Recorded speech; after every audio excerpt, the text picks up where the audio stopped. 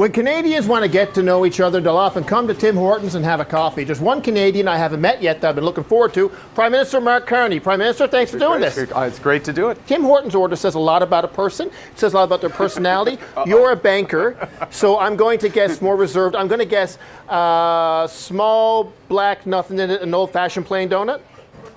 Nailed it. All right, 2 of those, please. Ordinary Canadian just buying a Timmy's with his signature on the money. That's for you. Keep the change. So you've had a pretty average Canadian life, Harvard goalie, central banker, and then Prime Minister. Standard stuff. Standard stuff. Well, you know, I've had, there's no typical Canadian life. I born in the Northwest Territories, grew up in Edmonton, and then some of those other things happened.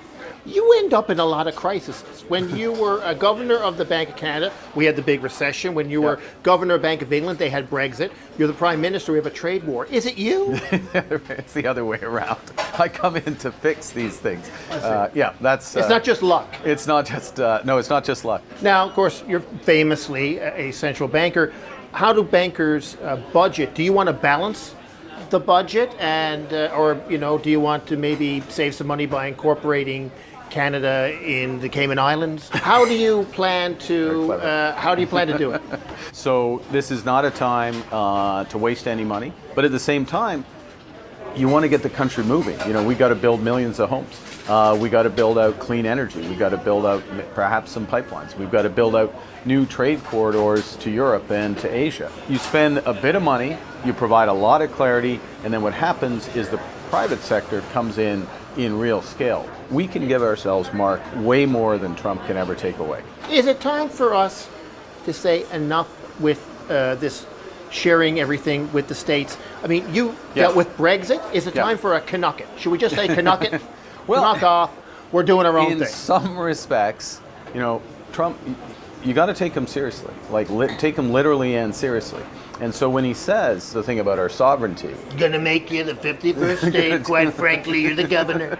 He doesn't call me that. What He the doesn't hell did call you me say that. to him? Because before all this, he was saying it's the 51st state. Quite frankly, they're very weak. You're gonna call him the prime minister's the governor, and then you had a phone call with him, and he's like, the prime minister's not that bad. He's very smart. I'm looking for. What did you do? You have like new Polaroids of him? I don't want to see him, but do you have them? What the hell did you say to him? Well, one of the things. Look, he respects strength, and yeah, but what'd you say?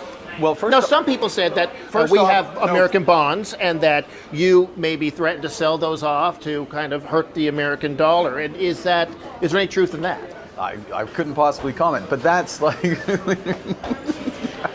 Recently, at one of your rallies, a lady shouted out, "Lead us, Big Daddy." And people say you have... I've never met that woman before. Well, people say you have big daddy energy. And Reuters, the reputable news agency, recently said that you have a blend of tough talk and bland competence, which is, I think, a way of saying they find you boring. When I was appointed governor of the Bank of England, whatever it was, 10 years ago. Humble brag. Go ahead. I know. It's just I don't know. I like to go around and bank places. Yeah. The Queen. Yeah. Oh, here we go. It's me, the Queen, Paul McCartney. Go ahead. The Queen said to the UK Prime Minister at the time, David Cameron, I'm sorry, let me get that name. No, go ahead. So you had a story. Yeah. I had a story. No, when I was appointed governor of the Bank of England, the Queen said, "Oh, good, a Canadian. They're very reliable."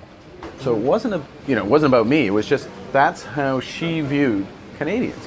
Well, I don't know about the election, but we're at Tim Hortons, so let's see if you won anything. Oh, this is always tense. No, there must be some mistake. What's it say? It's broken. No, it says. It says sorry. Wait until 28th.